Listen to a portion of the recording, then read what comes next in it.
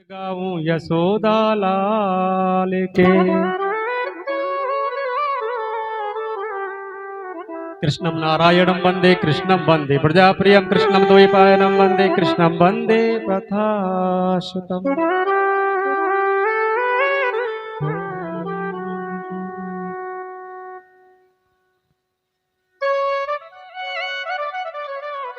परम मंगल में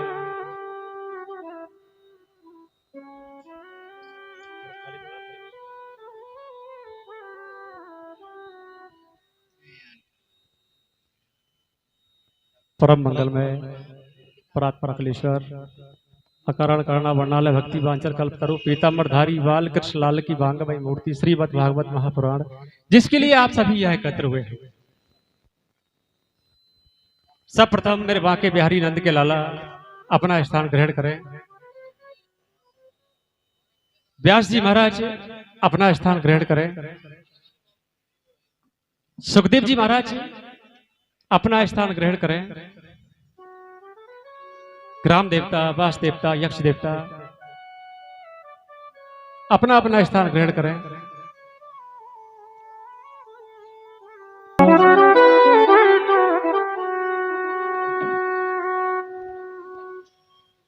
कि राधे राधे राधे कहने की आदत सी हो गई है।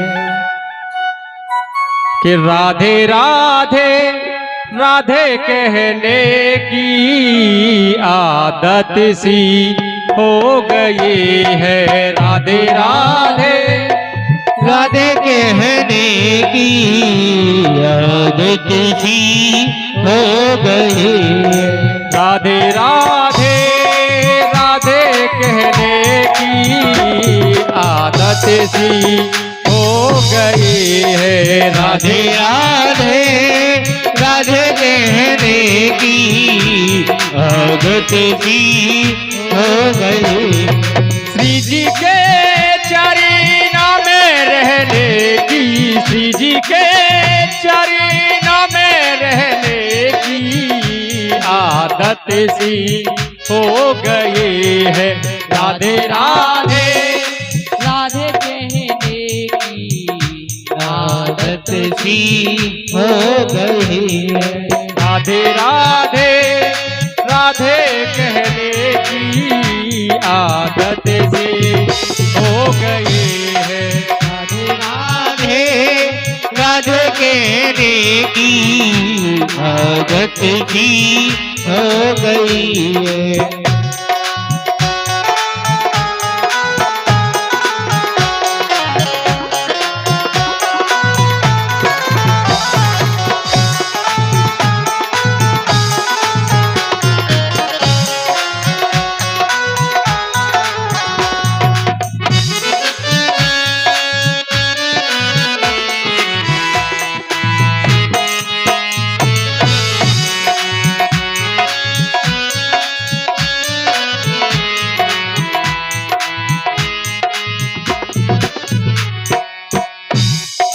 अब चाहे बना दे या डुबा दे कोई गम ही तो नहीं। अब चाहे बना दे या डुबा दे कोई गम ही तो नहीं। अब चाहे बना दो या डुबा दो कोई गम ही तो नहीं।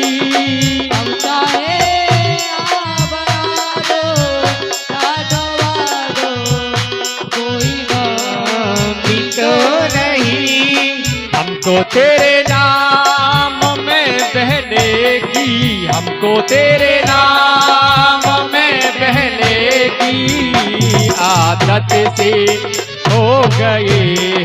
राधे राधे राधे कहने की आदत से हो गई है। राधे राधे राधे कहने की आदत से हो गई।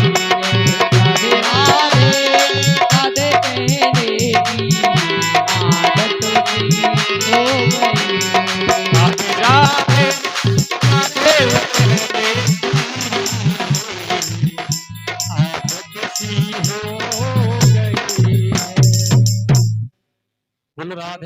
वाली सरकार की। तो दैहिक दैविक भौतिक ताप और राम राज काहू नहीं व्यापा। जो तीनों प्रकार के तापों को नष्ट करने की सामर्थ्य मेरे प्रभु में, हमें ऐसे प्रभु के चरणों में बार बार वंदन करना चाहिए। इस संसार में कोई भी व्यक्ति सुखी नहीं है। आप किसी को भी पूछ के देखो, कोई ना कोई दुख उसके जीवन में जरूर है। कोई तन दुखी, कोई मन दुखी, कोई धन बिन रहत उदास, थोड़े थोड़े सब दुखी, सुखी राम के दास। कई तो आपने देखा होगा, बच्चे का जन्म हुआ और जन्म लेते ही उस बच्चे को तरह तरह की बीमारियां आती हैं, तन से दुखी है। कई लोग मन से दुखी है कि आज हमने इतना कमाया और कमाए, वो लोग मन से दुखी है। कई लोग धन से दुखी है, खाने वाले 10-15 हैं और कमाने वाला एक है। इस संसार में सुखी केवल जो भगवान के दास हैं, वो ही सुखी है। कबीरा सब जग निर्धना, धनवंता ना कोई, और धनवंता ताहे मानियो, जा पर राम और नाम धन हो। हम जिस धन के पीछे दिन रात लगे रहते हैं, ना बुरा देखते हैं ना भला देखते हैं, बस जहां से आया गटक जाओ। लेकिन जो धन हम कमा रहे हैं, जैसे भी कमाते हैं, वो धन केवल यहीं पर काम करेगा। हम भारत के रहने वाले हैं और हमें भारत से बाहर जाना पड़ेगा। जो भारत की मुद्रा है ना, जो मुद्रा है, वो हमें जब जाएंगे तो वो बदली करनी पड़ेगी, करेंसी चेंज करनी पड़ती है। लेकिन जो भगवान नाम का धन है, वो यहाँ भी काम करता है और जाने के बाद में वहां भी काम करता है। और राम नाम का जो धन है, वो इतना बढ़िया धन, इसको चौरे में डाल दो, कोई चोर भी नहीं चुरा पाएगा। बोलना तो पड़ेगा राधे राधे। एक बार नारद जी महाराज के मन में इच्छा उत्पन्न हुई कि मैं तीर्थ यात्रा पर जाऊं। तो नारद जी इस धरा पर आए और सभी तीर्थ स्थानों पर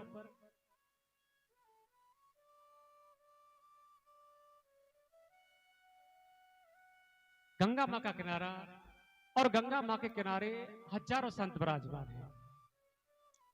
और उन्हीं संतों के मध्य में एक युवा संत हुए जिनका नाम हुआ सूत जी महाराज। जब हजारों संतों ने एक युवा संत को आते हुए देखा, तो सभी संत अपने अपने स्थान पर खड़े हो गए और सूत जी महाराज का बड़ा सत्कार किया है। सूत जी महाराज को बैठने के लिए स्थान दिया। सूत जी महाराज कहने लगे, आप तो मेरे दादा परदादा के उम्र के हो, मैं तुम्हारे बालक का समान हूं, और आप सभी ने खड़े होकर के मुझे ये सम्मान दिया। संतों ने कहा कि धन वृद्धा बल वृद्धा आयु वृद्धा स्थान। कोई धन में बड़ा होता है, कोई बल में बड़ा होता है, लेकिन वास्तविक बड़ा जो ज्ञान में हो।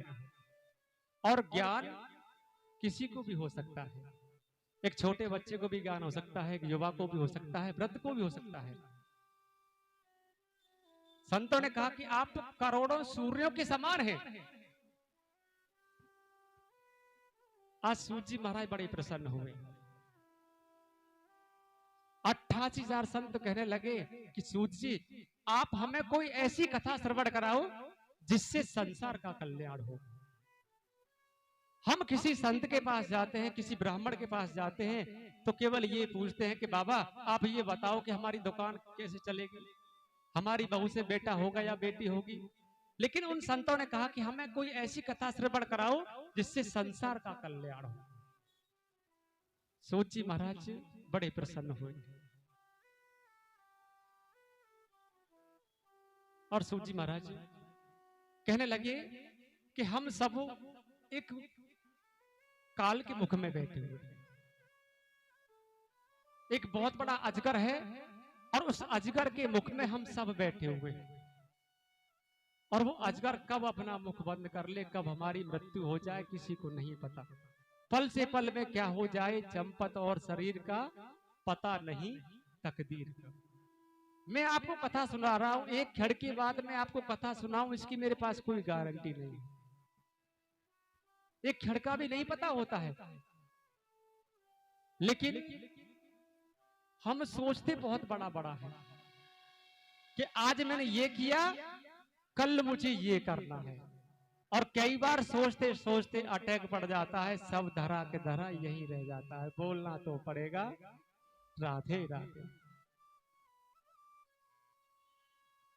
तो सूत जी महाराज कहने लगे कि नारद जी महाराज के मन में इच्छा उत्पन्न हुई कि मैं तीर्थ यात्रा पर जाऊं। तो नारद जी महाराज जब तीर्थ यात्रा पर गए, पुष्कर गए, प्रयाग गए, काशी, गोदावरी, सभी तीर्थ स्थानों पर गए, लेकिन उनके मन में शांति नहीं आई। संतों के आश्रम में जाकर के देखा तो वहां भी कलह मचा हुआ है। गृहस्थियों के यहां गए, वहां भी कलह मचा हुआ है। घर में जो बुजुर्ग हैं उनका तो सम्मान बिल्कुल ही समाप्त हो गया। हमारे बुजुर्ग बैठे होंगे, उनसे कोई सलाह नहीं लेते हैं। अभी हमें बेटा की शादी करनी है, बेटी की शादी करनी है, या कोई अनुष्ठान कराना है, तो अपने बुजुर्गों को नहीं पूछेंगे, क्योंकि ये भागवत जी में लिखा हुआ है सालिको बुद्धिदायकम। हम सलाह भी लेते हैं तो ससुराल से अपने साले को बुलाते हैं, सलाह लेंगे तो अपने साले से। और हमारे ब्रज में कहावत है कि दीवारे बेगारे आरो और घरे बेगारे सारो।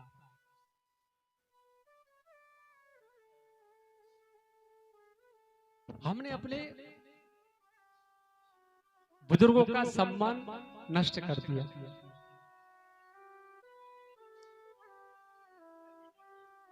नारद जी महाराज के मन में शांति नहीं मिली, तो नारद जी महाराज श्रीधाम वृंदावन पहुंचे। और वृंदावन में जमुना मां के किनारे भ्रमण कर रहे हैं। और वहां उन्होंने एक दृश्य देखा कि जमुना मां के किनारे एक युवती बैठी हुई है, एक स्त्री बैठी हुई है, जिसकी 16 वर्ष की अवस्था।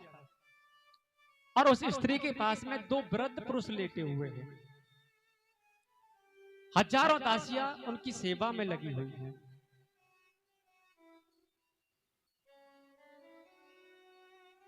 जब नारद जी ने देखा तो नारद जी वहां से जब वापस चलना चाहते हैं तो वो देवी अपने स्थान से खड़ी हुई और कहा कि नारद जी आप कहां के लिए जा रहे हैं? और मैं तो यहां तुम्हारे ही इंतजार में बैठी हूं। नारद जी ने पूछा कि देवी आप कौन हो, तुम्हारा परिचय क्या है? और ये 2 वृद्ध पुरुष, ये दोनों कौन हैं? तो वहीं पर देवी कहने लगी कि मेरा नाम भक्ति है और ये दोनों मेरे पुत्र ज्ञान वैराग हैं। ज्ञान वैराग न माने काल योगित जर्जरा। समय के भाव से मेरे पुत्र ज्ञान वैराग को बुढ़ापा आ गया है। जब नारद जी ने देखा कि माँ तो जवान है, 16 वर्ष की अवस्था है, और जो पुत्र है वो बूढ़े हो गए। भक्ति माँ ने दोनों हाथों को जोड़ा। भक्ति माँ कहने लगी कि नारद जी आप मेरे पुत्र ज्ञान और वैराग के बुढ़ापे को दूर कर दो। नारद जी ने कहा कि भक्ति माँ आप चिंता मत करो, मैं तुम्हारे पुत्र ज्ञान और वैराग के बुढ़ापे को जरूर दूर करूंगा। आज नारद जी ज्ञान वैराग के कानों में वेद मंत्रों का उच्चारण करने लगे, और जब तक वेद मंत्रों का उच्चारण करते हैं ज्ञान वैराग का बुढ़ापा कुछ देर के लिए दूर रहता है, और मंत्रों का उच्चारण बंद होता है, दोबारा से वृद्ध अवस्था में पड़ जाते हैं। आकाशवाणी हुई, अरे नारद कोई सत्कर्म करो। जब नारद जी ने सुना तो नारद जी खड़े हुए। चलना चाहते हैं, वहीं भक्ति माँ ने दोनों हाथों को जोड़ा और कहा, बाबा आप कहाँ के लिए जा रहे हो? अरे आपको तो मेरे पुत्र ज्ञान वैराग का बुढ़ापा दूर करना है। नारद जी ने कहा कि मैया आप चिंता मत करो, मैं तुम्हारे पुत्र ज्ञान और वैराग का बुढ़ापा अवश्य दूर करूंगा। आज नारद जी मन में सोचते हुए जा रहे हैं कि मैं भक्ति माँ के जो पुत्र ज्ञान वैराग है उनका बुढ़ापा दूर कैसे करूं। और सामने से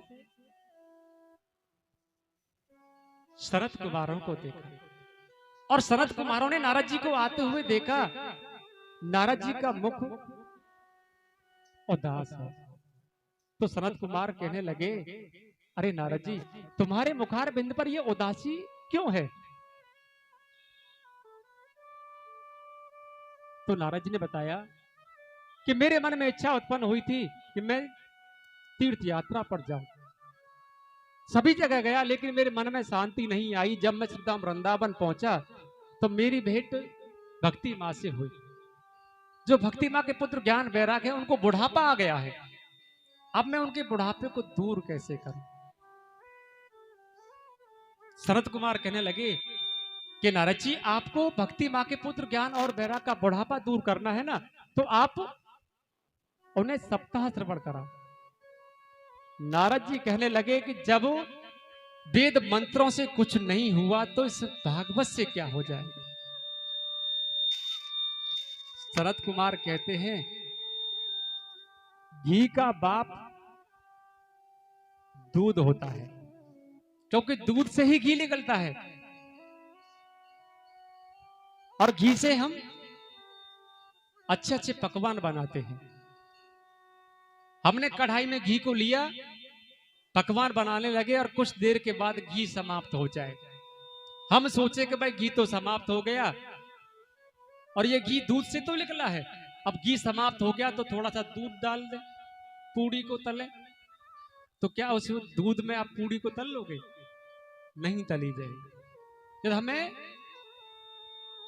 घी बनाना है तो दूध को गर्म करो, उसमें वो जमाओ, बेलो, उससे मक्खन निकालो और मक्खन को फिर गर्म करो, उसमें से घी निकालो, तब जाकर के पूड़ी बनेगी। गन्ने के रस से शक्कर बनती है और शक्कर से अच्छी अच्छी मिठाइयां बनती हैं। हम सोचे कि भाई शक्कर खत्म हो गई, क्यों ना गन्ने के रस से ही काम चलाएं। नहीं चलेगा, बोलना तो पड़ेगा राधे राधे।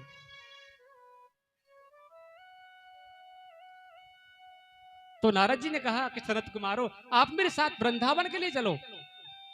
शरद कुमार कहने लगे कि तुम्हें भक्ति माँ के पुत्र ज्ञान और वैराग का बुढ़ापा दूर करना है तो आपको हरिद्वार आना पड़ेगा। नारद जी ने भक्ति माँ से प्रार्थना की कि भक्ति माँ तुम अपने पुत्र ज्ञान और वैराग को लेकर के हरिद्वार में आओ। शरद कुमार भी वहां पहुंचे। भक्ति माँ अपने पुत्र ज्ञान वैराग को लेकर के पहुंची है। जब संतों को यह पता चला कि शरद कुमार अपने मुखारविंद से सप्ताह श्रवण करा रहे हैं तो कुछ ही क्षण में एक मेले जैसा माहौल हो गया, हजारों की भीड़ हो गई। संतों को पता चला तो संत गृहस्थियों के घर जाते हैं, उनसे कहा कि आप यहां क्यों बैठे हो? अरे भागवत चल रही है, आप वहां जाओ। आपने देखा होगा जो बीमा करने वाले होते हैं ना, वो तुम्हारे घर पर आएंगे और आकर के आपको कि भाई आप ये 5 लाख वाला बीमा कराओगे तो आपको ये फायदा मिलेगा, 2 लाख वाला बीमा कराओगे तो आपको ये फायदा मिलेगा। संत भी ऐसे घर जा करके सभी को इकट्ठा कर रहे हैं।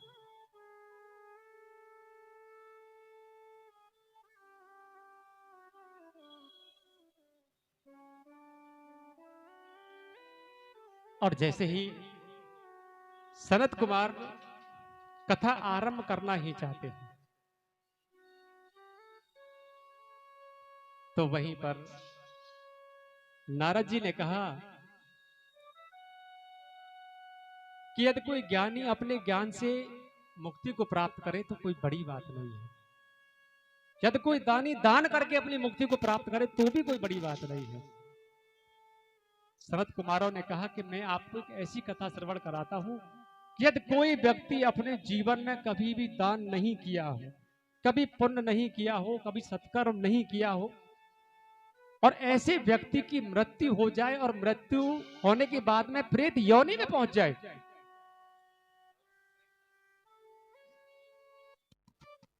तो ये कथा उस जीव को प्रेत योनि से भी मुक्त कर देती है।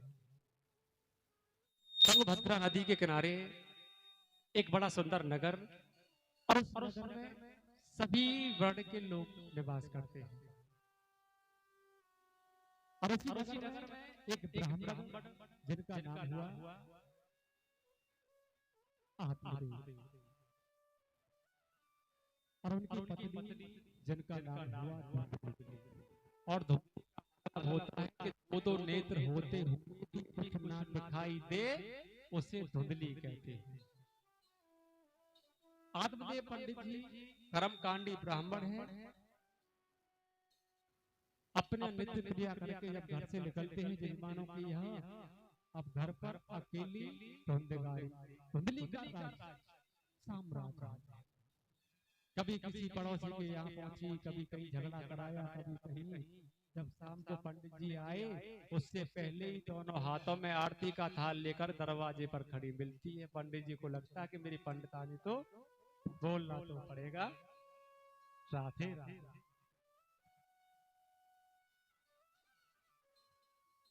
पंडित जी के घर पर सब सुख है, लेकिन कोई संतान नहीं है। और जिस घर के आंगन में बच्चे की किलकारी नहीं आती है ना, वो आंगन खाने के लिए दौड़ता है। आदमी के ब्राह्मण बार-बार यही सोचते हैं कि मेरे घर कोई संतान नहीं है। एक गाय को लेकर आए, गाय को पालना आरंभ किया। विचार कि जब गाय की संतान होगी, उसे मैं अपनी संतान की तरह ही करूंगा। लेकिन वो गाय भी बांझ रही है। तुलसी का भिरवा लगाया, कुछ समय के बाद में तुलसी का भिरवा भी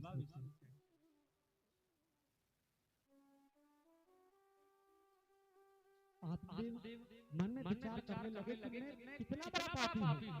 अरे मेरे घर कोई संतान नहीं थी, तो मैं गाय को लेकर के आया, गाय भी बांध रह गई, तुलसी का भिरवा लगाया, वो भी सूख गया। अब तो यहाँ तक है कि बाजार से सब्जी लेकर के आता हूँ, घर तक आते आते वो भी सूख जाती है। मैं शरीर का क्या करूं?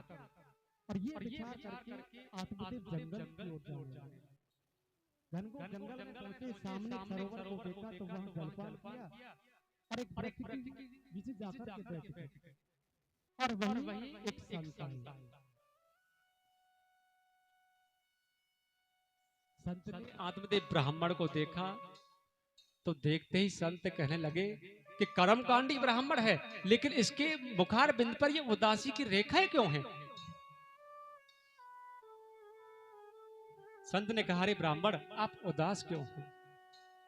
आत्मदेव अपने स्थान से खड़े हुए संत के चरणों में पड़ गए। कहा, बाबा, मेरे घर में किसी बात की कोई कमी नहीं है, लेकिन कोई संतान नहीं है।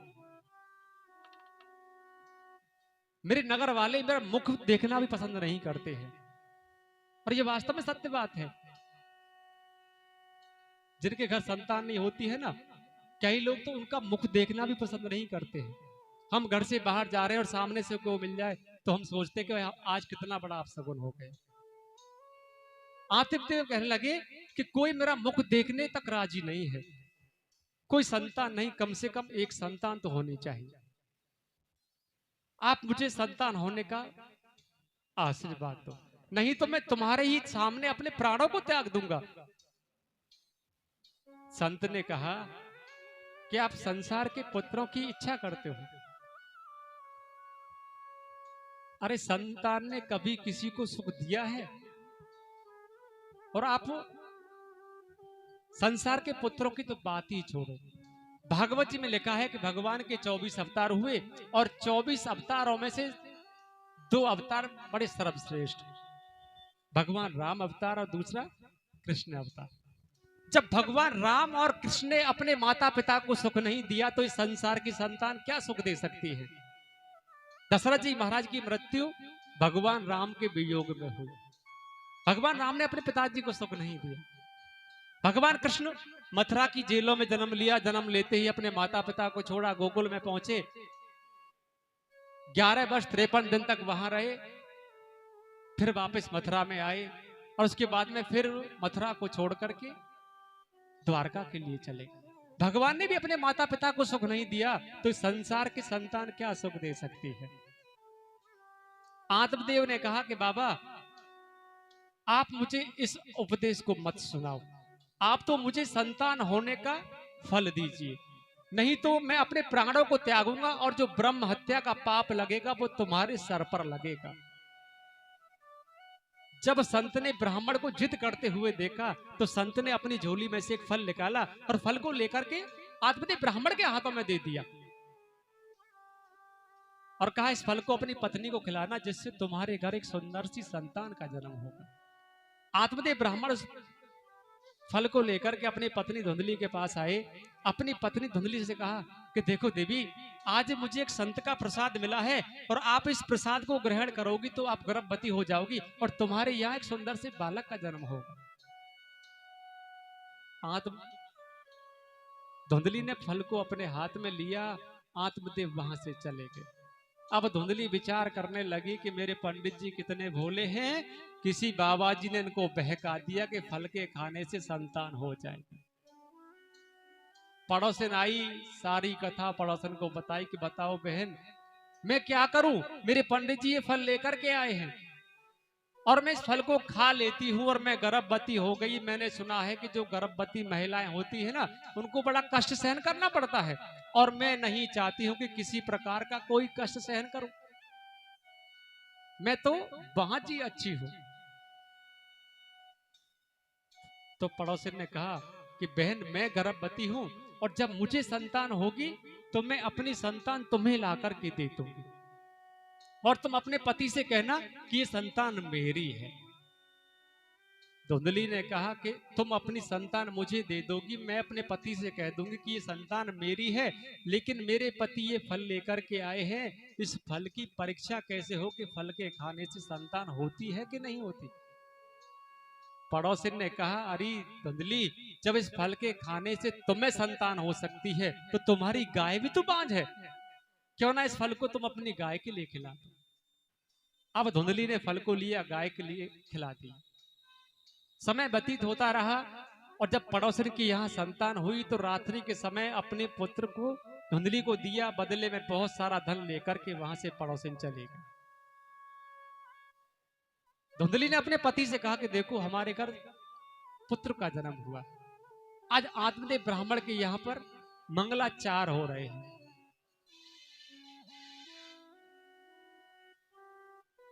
जब अपनी गाय को चारा डालने के लिए गए, जाकर के देखा तो गाय के पैरों में एक सुंदर सा बालक लेटा हुआ है। उस बालक को अपनी गोद में उठाया, उस बालक का संपूर्ण शरीर मनुष्य जैसा, लेकिन जो कान है वो गाय जैसे है। आत्मदेव बालक को लेकर के अपनी पत्नी के पास आए और कहा कि देखो आज तो भगवान की कितनी बड़ी कृपा, कहा तो मेरे घर एक भी संतान नहीं थी और आज मेरी गाय ने भी सुंदर से बालक को जन्म दिया है, क्यों ना मैं किसी विद्वान ब्राह्मण को लेकर के आऊं और इन दोनों बालकों का नामकरण कराऊं।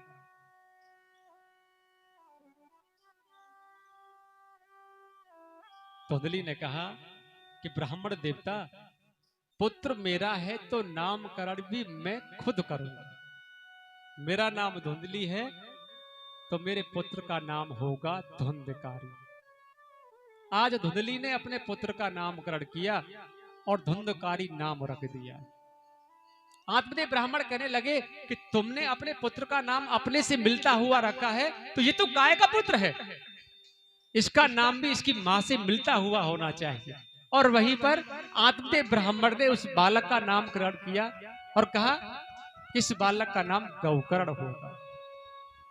दोनों बालक थोड़े बड़े हुए, लेकिन जो धुंधकारी है वो जन्म से ही करूं। गौकर्ण पंडितो ज्ञानी धुंधकारी महाखल है। जो गाय का पुत्र बहुत बड़ा विद्वान हुआ और धुंधकारी महाखल हुआ है।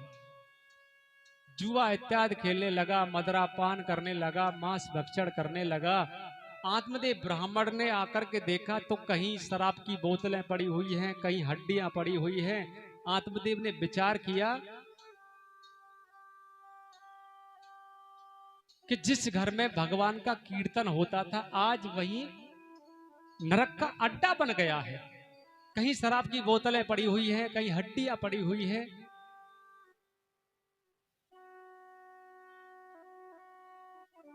वहीं पर गौकर्ण जी महाराज आए और गौकर्ण जी महाराज कहने लगे कि पिताजी आप व्रत में ही चिंता कर रहे हो, और ये संसार है, और संसार का मतलब होता है कभी भी समान ना रहता हो, हर क्षण बदलता रहता हो। आप तो वन में जाकर के भगवान की तपस्या करो, भगवान को प्राप्त करो।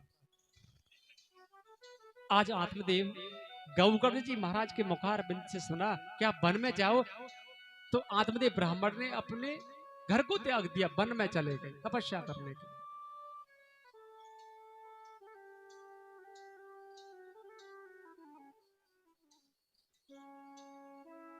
गौकर्ण जी महाराज अपनी मां धुंधली के पास आए और कहा, मैया मुझे भी तीर्थ यात्रा पर जाना है। गौकर्ण जी महाराज तीर्थ यात्रा पर चले गए। अब घर पर केवल धुंधली और उसका पुत्र धुंधकारी रह गए। धुंधकारी जुआ खेलता है, मांस भक्षण करता है। एक दिन अपनी माँ के पास आया और अपनी माँ से कहा कि माँ, जो तुम्हारे पास धन है ना, आप उस धन को मुझे दे दो। धुंधली ने कहा कि जो तुम्हारे हिस्से का धन था आपने उसको खर्च कर दिया, और जो शेष रह गया है वो तुम्हारे भाई गौकर्ण के हिस्से का। जब धुंधली ने मना किया तो वहीं पर आज धुंधकारी ने अपनी मां को लात घूंसों से पीटा। धुंधली के मन में गिलानी हुई कि मेरे पति ने मुझे फल लाकर के दिया, उस फल को मैं ग्रहण करती तो गौकर्ण मेरा पुत्र होता, और गौकर्ण मेरा पुत्र होता तो आज मुझे लात घूंसों से नहीं मारता। बड़ी गिलानी उत्पन्न हुई। रात्रि के समय कुएं में जाकर के छलांग लगाई, अपने प्राणों को त्याग दिया। अब धुंधकारी अकेला रह गया, 5 वैश्याओं को लेकर के आया और 5 वैश्याओं के साथ निवास करता है। वैश्याओं ने कहा, अरे धुंधकारी, जो तुम्हारे पास धन था ना वो नष्ट होने वाला है। अब धुंधकारी रात्रि के समय नगर में गया और जाकर के बहुत सारा धन चोरी किया, 5 वैश्याओं के सामने लाकर के डाल दिया। वैश्या कहने लगी कि इस धुंधकारी ने चोरी की है, आज नहीं तो कल पकड़ा जाएगा। अरे इसको तो फांसी होनी है, लेकिन सजा हमको भी होगी। रात्रि का समय था, धुंधकारी पलंग पर लेटा हुआ है और सोते हुए धुंधकारी को 5 वैश्याओं ने पहले रस्सियों से बांधा है, फिर गला दबा करके मारना चाहती हैं। जब वो धुंधकारी नहीं मरा तो वहीं पर जलती हुई लकड़ी को लेकर के धुंधकारी के मुंह में ठूंस दिया और धुंधकारी तड़प तड़प करके मृत्यु को प्राप्त हो गया। धुंधकारी प्रेत योनि में पहुंच गया।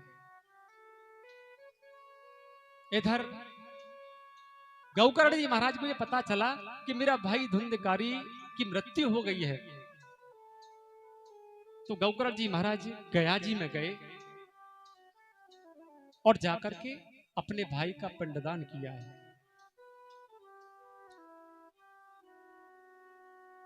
और कुछ समय के बाद जब गौकर्ण जी महाराज अपने नगर में आए, रात्रि का समय था, अपनी कुटिया में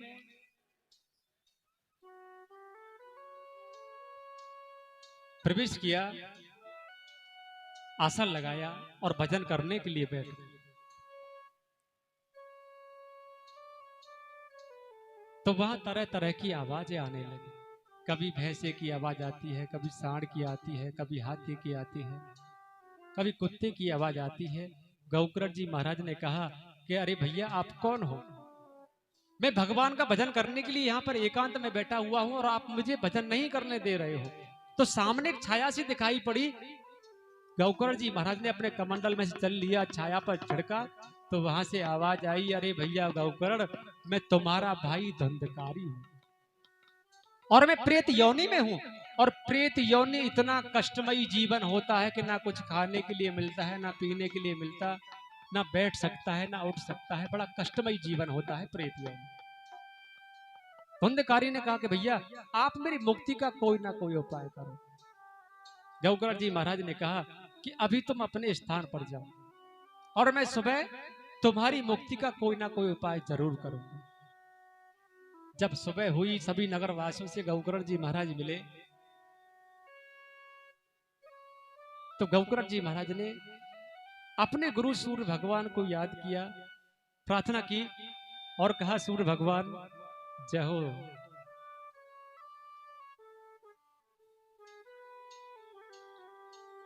मेरे भाई धुंधकारी प्रेत योनि में है, मैं अपने भाई को प्रेत योनि से मुक्त कैसे कराऊं।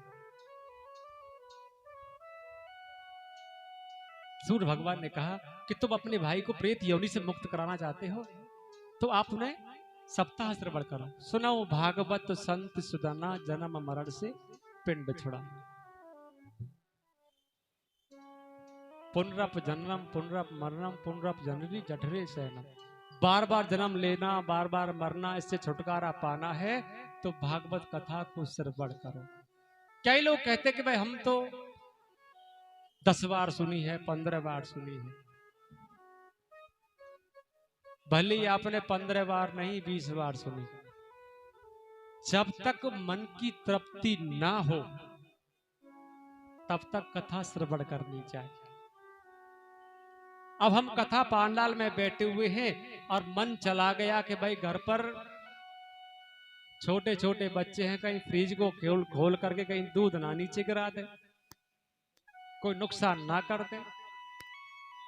क्यों ना चल करके बाजार में शॉपिंग करने के लिए जाएं। शरीर से तो आप पांडाल में बैठे हुए और मन चला गया शॉपिंग करने के लिए। बोलना तो पड़ेगा, ये मन बड़ा चंचल है, कैसे तेरा भजन करूं। यदि अपने मन को बस में कर लो, कथा को बड़ी भक्ति भाव से सुनो, तो आपको 10 बार सुनने की जरूरत नहीं पड़ेगी, एक बार में ही आपको तृप्ति मिलेगी। तो आज गौकर्ण जी महाराज ने सभी नगर वासियों को बुलाया और बड़े भाव के साथ सप्ताह आरंभ की। स्वयं गौकर्ण जी महाराज व्यास मंच पर आसीन हुए, अपने भाई धुंधकारी से कहा कि आप अपना स्थान ग्रहण करो। जब धुंधकारी को जो हवा के झोंके एक स्थान पर नहीं बैठने दे रहे थे, तो वही एक 7 गांठ का बांस था। गौकर्ण जी महाराज ने कहा कि आप इस बांस में जाकर के प्रवेश कर जाओ, और धुंधकारी उसी बांस में प्रवेश कर गया। जैसे प्रथम दिवस की कथा को विश्राम हुआ तो उस बांस की पहली ग्रंथि फटी, दूसरे दिन दूसरी ग्रंथि फटी, और इसी प्रकार से 7 दिन में 7 गांठें फटी है। और उसी बांस के अंदर से एक दिव्य स्वरूप धारण करो किए हुए धुंधकारी सामने आए। आकाश से विमान आ गया धुंधकारी को लेने के लिए। भगवान के पार्षद धुंधकारी को लेने के लिए आए। कुछ लोग कहते हैं कि पहले विमान आते थे, आज क्यों नहीं आते। मैंने अभी आपसे कहा था ना कि जिसने अपने मन को मार लिया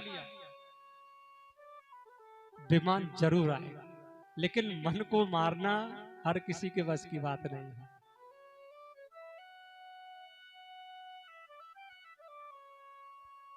गौकर्ण जी महाराज कहने लगे कि प्रभु के पार्षद, मैं आपसे कुछ पूछना चाहता हूं, और पूछना यह चाहता हूं कि कथा सभी नगर वासियों ने सुनी तो विमान एक क्यों आया, इन सबके लिए विमान क्यों नहीं आया। भगवान के पार्षद कहने लगे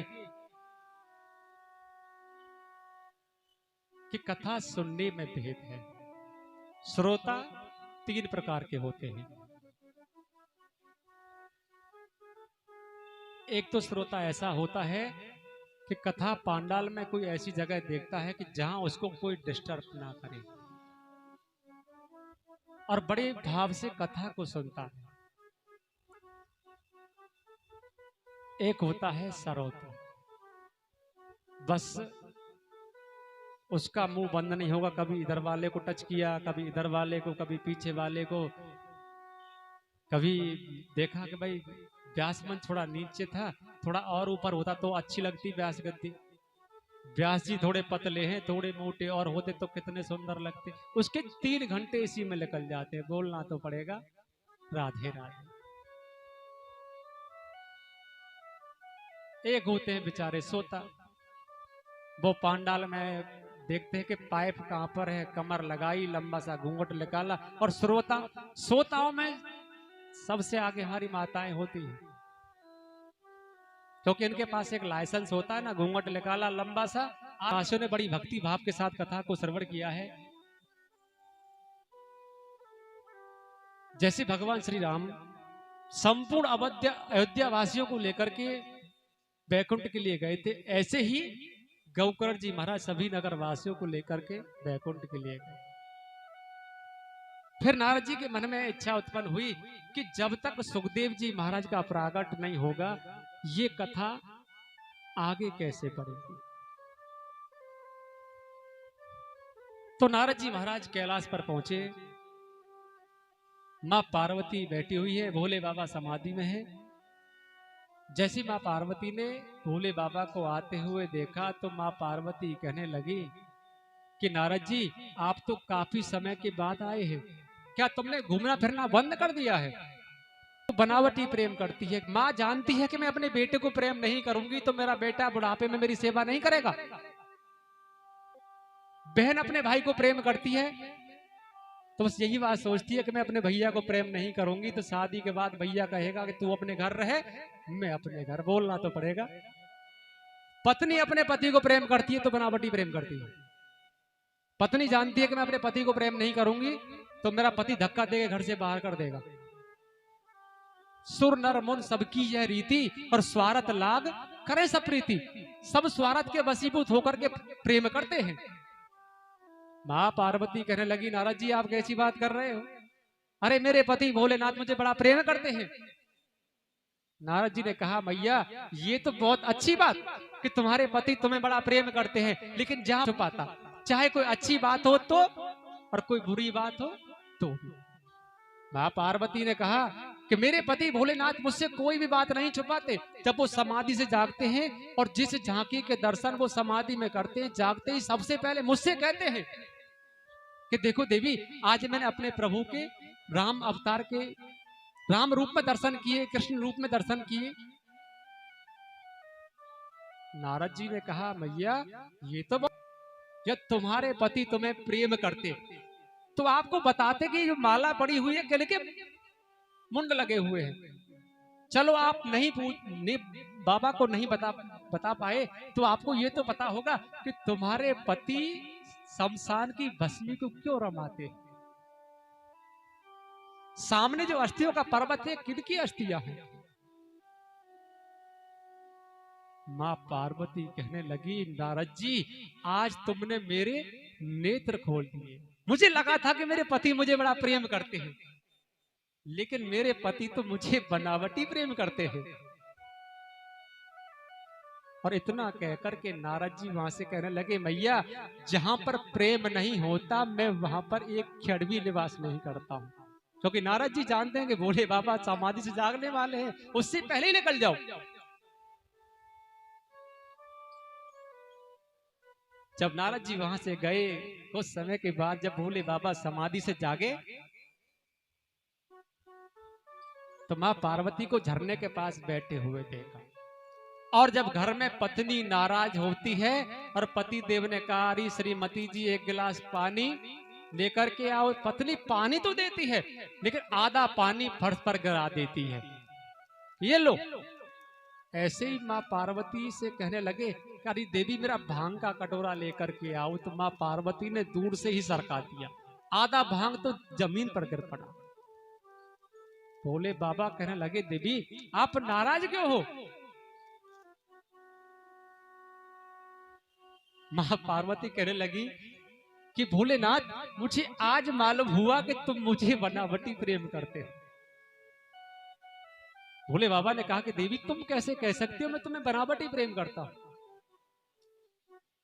भोले बाबा ने कहा कि यहाँ पर नारद जी तो नहीं आए थे, क्योंकि नारद हम कलह प्रिय है, नारद जी को झगड़ा अति प्रिय है कि हाँ नारद जी आए थे, इसका मतलब ये थोड़ी हुआ कि नारद जी जहां भी जाते झगड़ा कराते हैं। अरे उन्होंने तो मेरे नेत्रों को खोल दिया। भोले बाबा ने कहा कि देवी आप कैसे कह सकती हो कि मैं तुम्हें प्रेम नहीं करता। माँ पार्वती ने कहा कि तुम मुझे प्रेम करते तो तुम्हारे गले में जो माला पड़ी हुई है किनके सर लगे हुए हैं तुमने नहीं बताया। सामने ये अस्थियों का पर्वत है, किनकी अस्थियां हैं, आप भस्मी क्यों रमाते हैं। भोले बाबा की आंखों में आंसू आ गए और कहा देवी इन सबका केवल एक उत्तर है कि मैं तुमसे बड़ा प्रेम करता हूं।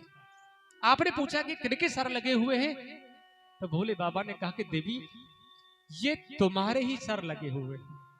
तुम किसी ना किसी जिद के कारण अपनी देह को त्याग देती, और जब मुझे तुम्हारी याद सताने लगी तो मैंने तुम्हारे सरों को लेकर के एक माला में प्रोना आरंभ कर दिया।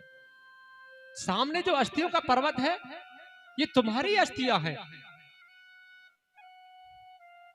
सभी देवताओं ने मेरा साथ छोड़ा तो भूत प्रेत मुझे शमशान में लेकर के गए, चिता की गरम गरम भस्मी से मेरा श्रृंगार किया, भस्मी को मेरे शरीर से लपेटा। अब कानों में कुंडल की जगह बिच्छू लटका दी, बालों में मधुमक्खियां चिपका दी, काले काले भुजंग सर्प प्लस अद्भुत श्रृंगार भोले बाबा का भूत प्रेतों ने किया। मां पार्वती कहने लगी भोले बाबा मैं इतनी बार मरी हूं कि सामने एक अस्थियों का पर्वत बन गया, एक माला बनकर के तैयार हो गई और तुम एक बार भी नहीं मरे।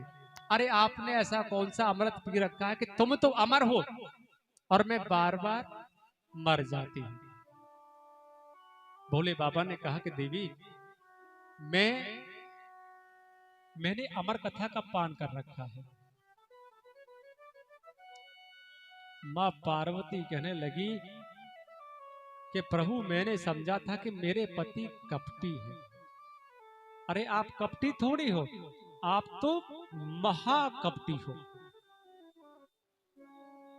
तुम्हारे पास कोई ऐसी कथा थी कि जिस कथा के सुनने से अमर हो जाते हैं, तो आपने उस कथा का मुझे पान क्यों नहीं कराया। यदि आप मुझे उस कथा का पान कराते तो मैं बार बार क्यों जन्म लेती और बार बार क्यों मरती। आज भोले बाबा मां पार्वती को लेकर के हिमालय की कंदरा में गए और जाकर के 3 ताली बजे। जैसे पहली ताली बजी तो संसार के जितने भी जीव थे वो गुफा से बाहर चले। दूसरी ताली बजाई तो वहां एक टूटा हुआ अंडा पड़ा था, वो अंडा साबुत हो गया। जैसे तीसरी ताली बजी वो अंडा फूटा और उस अंडे के अंदर से एक सुख का प्रादुर्भाव हुआ, एक तोते का बच्चे का जन्म हुआ, लेकिन वो उड़ने योग्य नहीं हुआ। अब भोले बाबा कहने लगे देखो देवी जब भी मैं अपने प्रभु की कथाओं का गुणानुवाद करता हूं तो मेरे नेत्र बंद हो जाते हैं। अब तुम मेरे सामने बैठ के कथा को सुन रही हो कि नहीं इसका मुझे पता कैसे चलेगा।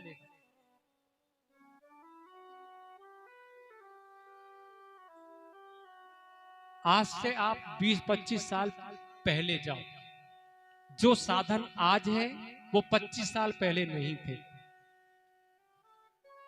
तो जब रात होती थी सभी बच्चे अपनी दादी के पास पहुंचते थे और दादी से कहते दादी कोई कहानी सुनाओ। दादी कहती थी कि कहानी तो मैं सुना दूंगी लेकिन तुमको बीच बीच में हुंकार करना पड़ेगा जिससे कि मुझे लगे कि आप सुन रहे हो, और तुमने हुंकार बंद किया तो मैं कहानी को बंद कर दूंगी। ऐसे भोले बाबा ने कहा कि आपको बीच बीच में हुंकार करनी पड़ेगी जिससे मुझे लगे कि आप कथा सुन रही हो। अब मां पार्वती हुंकार करने लगी, भोले बाबा कथा को श्रवण करा रहे हैं। और जैसे चतुर्दिवस आरंभ हुआ, चतुर्दिवस की कथा में भगवान राम की जब कथा आरंभ हुई तो मां पार्वती को कुछ देर के लिए निद्रा, क्योंकि भगवान राम ने निद्रा देवी को वरदान दिया था कि जहां भी मेरी कथा हो वहां आप जाकर के किसी एक भक्त के सर पर कथा को सुन सकते हैं। तो निद्रा देवी मां पार्वती के सर पर आकर के विराजमान हो गई। जब कथा पूर्ण हुई जब तोते के बच्चे ने देखा कि माँ पार्वती को निद्रा आ गई है, हुंकार बंद हो गई, कहीं ये कथा बीच में अधूरी ना रह जाए, तो तोते के बच्चे ने हुंकार करना आरंभ कर दिया, बोलना तो पड़ेगा, राधे राधे। वैसे मैं एक बात तो कहूंगा भाई, तुम्हारे बराबर कंजूस मैंने कहीं नहीं देखा। हम बाजार में सामान लेने जाते हैं, वहां कंजूसी चलेगी, खूब भाव करो कि भाई ये 500 का नहीं है तो 450 का, 460 रुपए का, वहां चल जाएगी, लेकिन भगवान के नाम में कंजूसी बिल्कुल नहीं चलेगी। बोल बांके बिहारी लाल की, भागवत महापुराण की, कि गिर के ऊपर गिर जाके संग बैठे आसन मार, और अमर कथा जब लगे सुनाने, भोले जी त्रिपुरार उमा के पड़ गए सोता, किड़ाते रहो तोता, उमा के पड़ रहे सोता, किड़ाते रहो तोता। गिर के ऊपर गिर जाके संग बैठे आसन मार, गिर के ऊपर गिर जाके संग बैठे आसन मार। अमर कथा जब लगे सुनाने, भोले जी त्रिपुरार उमा के पड़ रहे सोता, किराते रहो तोता, उमा के पड़ रहे सोता, किराते रहो तोता।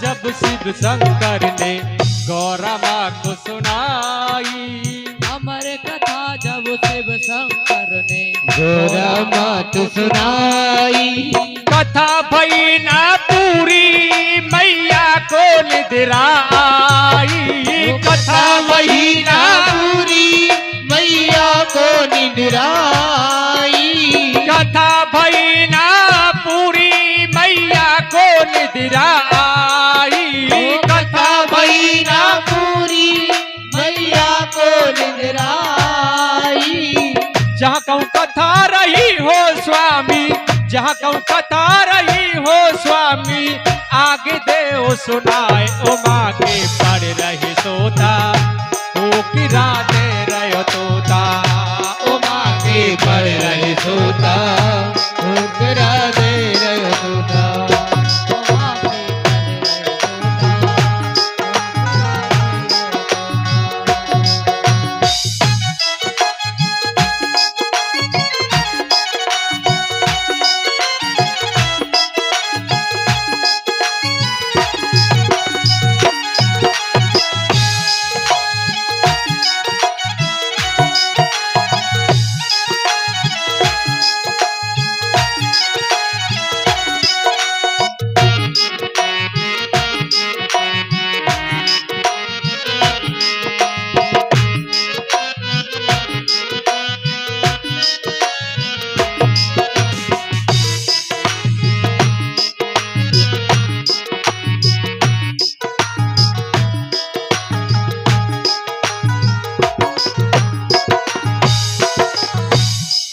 जब ध्यान लगाया शिव ने, दृष्टि ये उमा पर आई, जब ध्यान लगाया शिव ने, दृष्टि ने उमा पर आई। जब ध्यान लगाया शिव ने, दृष्टि ये उमा पर आई, जब ध्यान लगाया शिव सुनी दृष्टि उमा पर आई। कोई न दिखे बन में कौन भरे हूँ किरा भाई।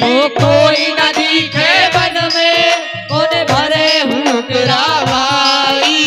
कोई न दिखे बन में कौन भरे हूँ किरा भाई। कोई न दिखे बन में हूँ किरा भाई। और नजर उठाकर शिव शंकर ने नजर उठाकर शिव शंकर ने देखी नजर पसार नींद के ले रही गोता हो किरा दे रहे तोता।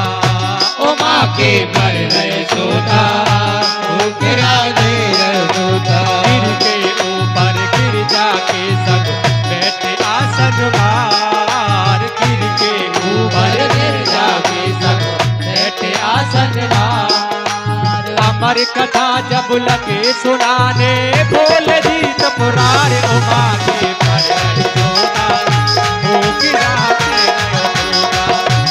उमा के पर रहे सोता हो किरा दे रहे तोता। उमा के पर रहे तोता हो किरा दे रहे तोता। उमा के पर रहे सोता हो किरा दे रहे तोता।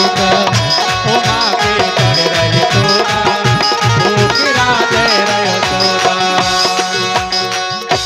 बोलो शंकर भगवान की जय हो, भागवत महापुराण की जय हो। जय जय श्री श्री राधे जय जय श्री श्री राधे जय जय श्री राधे श्याम।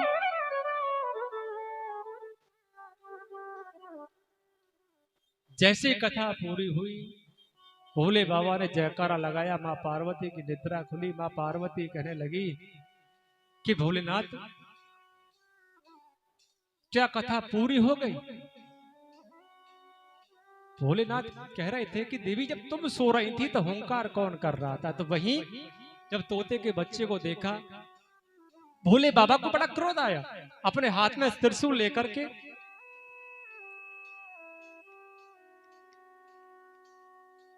जब तोते के बच्चे की तरफ आगे बढ़े तोते का बच्चा बड़ा भयभीत हो गया।